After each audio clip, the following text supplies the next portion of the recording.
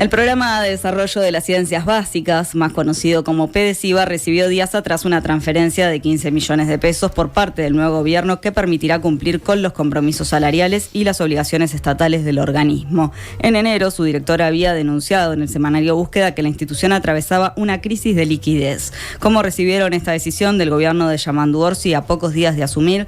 Para saberlo, recibimos a David González, director del PDCIBA y quien integrará el directorio de la Agencia Nacional de Investigación e Innovación. Buenos días, David, gracias por acompañarnos esta mañana. Buenos días y muchas gracias a ustedes por el interés en estos temas. Bueno, la verdad que lo recibimos con alegría. Estuvimos haciendo intensas gestiones en febrero con las autoridades de ese momento y al mismo tiempo contactando a las futuras autoridades, haciéndoles ver que la situación era bien complicada. Y bueno, esto que nos permite pagar los salarios, ¿no? Que siempre es lo más importante, y pagar una buena parte de los atrasos que teníamos. David, voy a ir un pasito más atrás. Adelante. Recién teníamos a Valentina Perrota, que va a estar al frente, ¿no? del área de cuidados, y empezábamos por preguntarle qué es el sistema de cuidados, porque mucha gente lo desconoce. Mucha gente desconoce también qué es el PDCIBA. ¿En qué consiste? Dale, te agradezco mucho la pregunta. Entonces, el PDCIBA es un programa institucional permanente que es conjunto de la Universidad de la República y del Ministerio de Educación. El objetivo del PDCIBA es apoyar la investigación en Uruguay, fundamentalmente la investigación llamada básica, es un término un poco antiguo, pero digamos la investigación en matemática, física, química, biología, informática. Apoyar la investigación, los laboratorios y los estudiantes que hacen sus posgrados en esas áreas, ¿no? El PDCIBA no paga las becas de posgrado, las paga la ANI o la universidad, pero sí colabora para la compra de los materiales necesarios para la investigación. Y bueno, también apoya otras cosas, estudiantes que todavía son estudiantes de grado, pero que les interesa acercarse a la investigación, para ellos tenemos pequeñas becas. Hacemos, ¿cómo les podría decir? Contribuimos al sustento de la investigación. Ahora sí, vamos a la pregunta inicial, ¿no? Recibieron estos 15 millones de pesos. ¿Cómo recibieron esta partida, teniendo en cuenta que en el pasado gobierno no se atendía este reclamo? Sí, la verdad que el PDCIBA había, en realidad, durante los 5 años del periodo anterior, exceptuando algún atraso embromado en el momento de la pandemia, venía más o menos regular, pero desde septiembre o agosto del año pasado empezamos a recibir cada vez menos dinero por mes.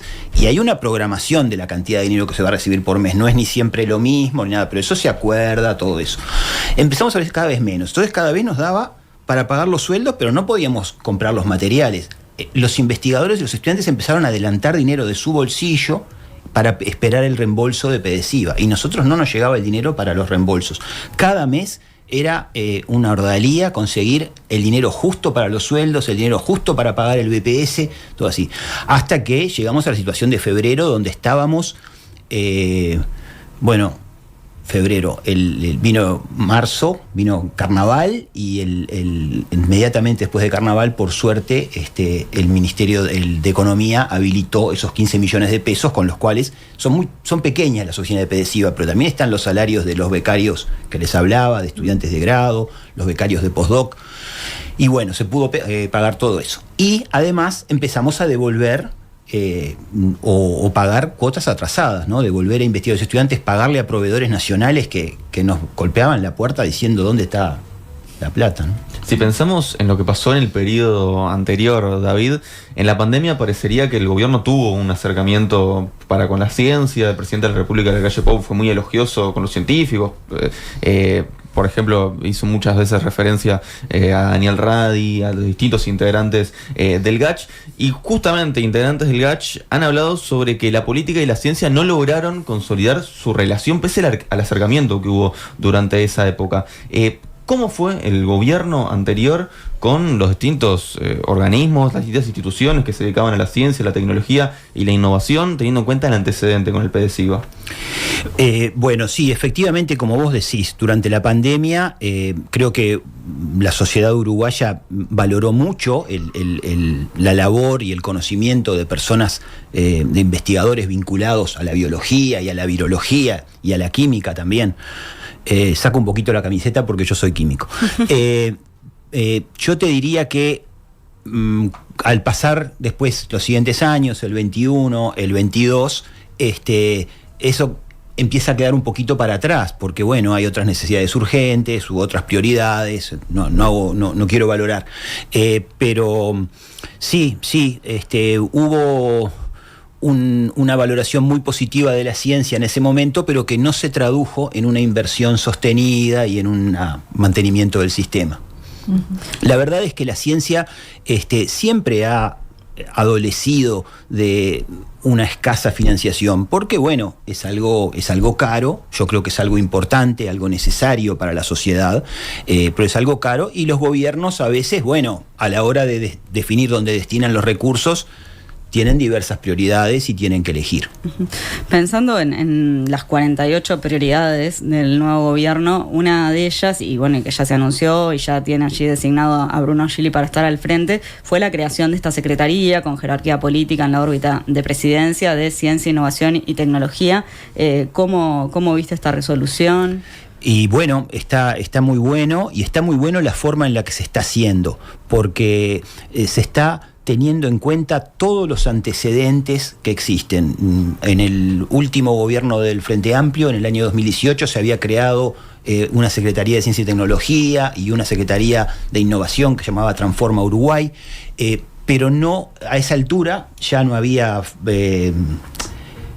votación de presupuesto, entonces quedaron como desfinanciadas. Bueno, que fue un buen intento, pero ahí quedó. Luego hubo un cambio de gobierno, el cambio de gobierno eliminó esas secretarías, llevó todo para el MEC, pero hizo toda una serie de estudios, de relevamientos, que bueno, uno puede tener algunas discrepancias, pero que aportan datos, y a su vez también la Sociedad de Investigadores, InvestigaUY, también estudió el tema y hizo una propuesta, en el caso de InvestigaUY, de Ministerio de Ciencia y Tecnología. Entonces, bueno, con todos esos insumos, este grupo liderado por Bruno Gili, que me ha invitado a participar, estamos estudiando el tema para poder llevar a la ley de presupuesto de 2025 una propuesta de Secretaría de Ciencia y Tecnología o algo que se va a llamar parecido a eso. Uh-huh. Bueno, justamente el nuevo gobierno manifestó su interés en consolidar un ecosistema que posicione el país como un referente en ciencia, en innovación, en tecnología. Bueno, vos como futuro integrante del ANI, ¿qué tan importante es que se consolide esto? Es importantísimo. Es importantísimo porque la ciencia y la tecnología traen cultura, traen mejor empleo, traen crecimiento económico. Los países que basan su economía en la economía del conocimiento, en la fabricación de productos de alto valor, en brindar servicios de primera línea, son los países que crecen, los países que le va bien.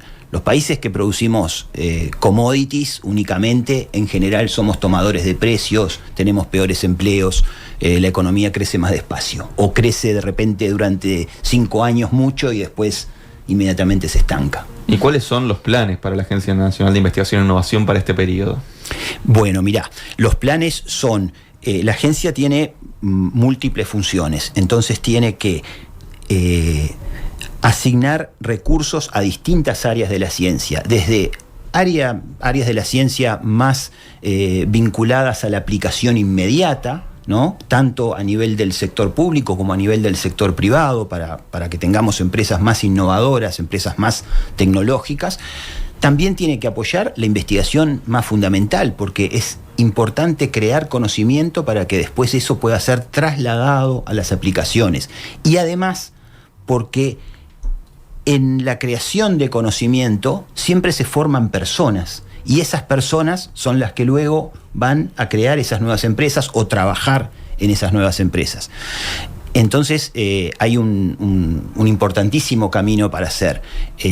Uruguay también ha creado, en el último gobierno, se hizo un intento con una cosa que se llama Uruguay Innovation Hub, que está un poquito ahí en pañales todavía, y bueno, y hay que ver cómo eso se consolida, cuál es la relación de ese organismo con la Agencia de Investigación e Innovación, etcétera, que va a ser muy estrecha, obviamente. Pensando justamente en la ANI, siempre está la discusión de, bueno, cuáles son los proyectos que se financian. Tú recién hablabas de esto, bueno, de vincular la ciencia, innovación y la tecnología también al crecimiento económico del país, pero bueno, suele estar esta discusión de si únicamente se financian o si se priorizan aquellas cuestiones que van a traer crecimiento económico. ¿Cómo pensás que se deben abordar estas cuestiones? Hay que hacer todo. En realidad, el Uruguay, por supuesto que puede definir prioridades. Puede decir, bueno, al Uruguay le interesa el desarrollo, estoy dando un ejemplo, de la industria alimentaria, o le interesa el desarrollo de la informática. Por supuesto que puede tener prioridades, pero la ciencia como un todo es importante porque nos hace además más ricos como sociedad. O sea, el tener mejor investigación en la cosa más teórica que nos pueda parecer, en la matemática, por ejemplo, siempre redunda en mejores profesores de matemática, en mejor enseñanza para los muchachos en el liceo. La enseñanza a nivel secundario de la matemática es uno de los problemas cruciales de nuestra sociedad hoy en día. Ustedes son mucho más jóvenes que yo, pero estoy seguro que igual que yo tuvieron que encarar con difíciles exámenes de matemática, ¿no? Yo seguro. Seguro, claro. Entonces, es muy importante que tengamos investigadores en matemática, en física, en química, en biología, estudiando los temas que pueden tener una aplicación mucho más lejana en el tiempo, por las personas que se forman, por la cultura que se crea, y además porque nos preparamos para lo que puede venir. A ver, cuando el COVID, nosotros teníamos 2 o 3 grupos en Uruguay que investigaban en virología, uno en particular que investigaba también los virus de los murciélagos, por ejemplo. Pero además de esas personas, teníamos un montón de jóvenes que en su investigación del día a día, de los temas más teóricos que se les puedan ocurrir, tenían que utilizar esa técnica que se llama el PCR. Y gracias a que teníamos esa investigación, fue relativamente fácil para el Uruguay incorporar los test de COVID en nuestro sistema de salud. Y en cuanto a las becas y demás, la financiación de posgrados, ¿eso se va a ampliar? Lo que queremos es ampliarlo y además ordenarlo. Hoy en día las becas de posgrado, como yo les decía hace un rato, las da la universidad en su mayor parte, la ANI en una parte un poco menor. Pero además, a veces no tienen exactamente los mismos beneficios unas que las otras, y bueno, queremos hacer que las becas de posgrado sean las mismas para todo el mundo, o sea, sean del mismo nivel, no quiere decir que las dé una única organismo, sean similares para todos y además incluyan todos los beneficios sociales. Se ha venido avanzando en eso, pero hay que avanzarlo un poco más. Nuestros estudiantes de posgrado son a menudo gente grande, gente que tiene responsabilidades, que vive solo, que tiene familia. Entonces, las becas tienen que ser no becas, tienen que ser trabajo. Bueno, y para esto se precisa obviamente presupuesto. ¿Cómo estamos en relación, cómo está Uruguay en relación a la región en cuanto al porcentaje del PBI que se destina, ¿no? para el desarrollo científico? Y no estamos demasiado bien, te voy a decir. Siempre Uruguay tiene esa aspiración de dedicarle el 1% de su PBI a la investigación y a la ciencia.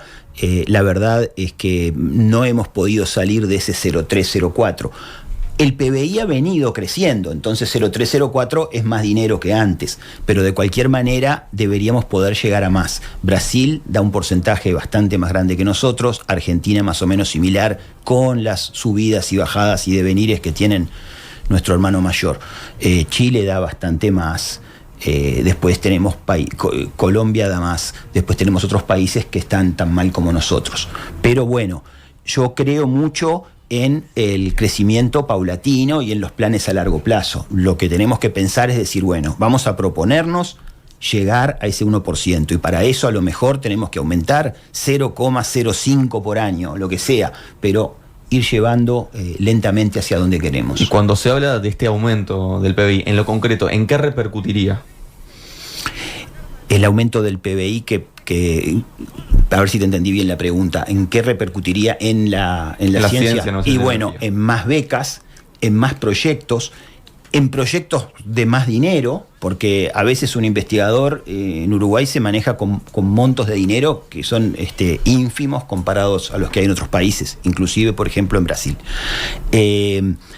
Pero también en ese porcentaje del PBI dedicado a la investigación, contamos no solo lo que hace el Estado, lo que hace la ANI, lo que hace la universidad, sino también lo que nuestras empresas dedican a innovación, investigación y desarrollo. Entonces, si tenemos empresas que invierten en ese aspecto, van a ser más competitivas a la hora de exportar, van a generar más empleo en Uruguay y empleo de mejor calidad para los ciudadanos. Porque muchas veces, perdón, queda esto subsumido al rol de la UDELAR. ¿El sector privado también tiene que tener un rol importante en esto? Absolutamente. Como yo les decía hace un ratito, yo soy químico y tuve la oportunidad de hacer el doctorado en otro país. Imagínense que era un grupo de investigación de unas 20 personas. Bueno, de esas 20 personas, yo creo que más o menos 4 iban a terminar trabajando en una universidad, como es mi caso. Los otros 16 iban a trabajar a la industria como químicos entrenados en hacer investigación en química. De repente en la industria hacían temas más aplicados, pero habían aprendido cómo generar investigación y desarrollo. ¿Y cómo se puede hacer para incentivar a que las empresas justamente inviertan más? No tenemos una tradición de innovación y desarrollo en las empresas en Uruguay. Entonces hay que apoyarlo desde el Estado. Eso lo ha tratado de hacer siempre la ANI. Hay que mejorar la calidad de ese apoyo. Pero además no tenemos que pensar solamente en las empresas privadas. Las empresas más grandes de nuestro país son empresas públicas y tienen que tener sus propios departamentos de investigación y desarrollo. Tiene que haber también investigación en sectores públicos no académicos, en el Ministerio de Ambiente, en oficinas que trabajan con patentes, con todo lo que tiene que ver de alguna manera con la innovación y la mejora de la competitividad. Muchas veces pasa en estos casos en particular que se contrata o se adquieren cosas de afuera y se podría justamente invertir para que esto se haga acá. Sí, muchas veces sí. A veces algunas empresas nos dicen directamente, para mí es más fácil comprar la tecnología ya hecha. Obvio que la que desarrollas tú mismo a veces está más adecuada a las necesidades del país, pero en cualquier caso se precisa gente calificada para poder usar bien la tecnología comprada. O sea, al final del día todo pasa por la educación. Si nosotros tenemos un sistema educativo fuerte, universidades de primera línea, públicas y privadas, la UDELAR y la UTEC, si mejoran su calidad, si hacen más investigación, van a tener mejores docentes y mejores egresados. Vos hablás, David, de la necesidad de tener personal calificado, y en ese sentido una problemática que está siempre sobre la mesa es esto de la fuga de cerebros, ¿no? Las personas que se van a trabajar al exterior porque encuentran allí mejores oportunidades. ¿Cómo podemos hacer para retener a esas personas en nuestro país? Claro, tenemos que evitar el modelo del fútbol, por decirlo de alguna manera, ¿no? Ese es el peor modelo. Entonces, para tener eso, tenemos que tener en Uruguay incentivos laborales. La gente tiene que poder encontrar un trabajo en Uruguay. Es muy probable que siempre te puedan decir, bueno, pero en tal otro lugar ganás más. Pero por lo menos tiene que haber una oportunidad laboral en Uruguay. Va a haber un porcentaje de gente que va a decir, a mí me gusta vivir en Uruguay, que es un lindo país para vivir, aunque de repente en otro lugar pueda ganar más. Claro, si no tengo trabajo o si la diferencia de salario es de 5 veces, va a ser poca la gente que podamos retener. Para ir cerrando, David, me quedó algo pendiente con esto que decíamos de las empresas privadas, ¿no? Y el desarrollo de ciencia, innovación y tecnología, porque tú decías, bueno, quizás el Estado debería brindar apoyos o más apoyos para que se desarrollara allí. Ahora, ¿qué se le pide a esas empresas a cambio? Claro, está buenísima tu pregunta. Es obvio que Uruguay no puede dedicarse a hacer a subsidiar la actividad privada cuando tiene grandes problemas sociales y económicos en otro lado. Lo que se le pide a las empresas es, imaginemos una idea. Supónganse, por ejemplo, que una empresa dice, tengo un determinado problema, preciso resolverlo. Entonces, para eso debo contratar una persona que pueda dedicar su tiempo completo a resolver este problema.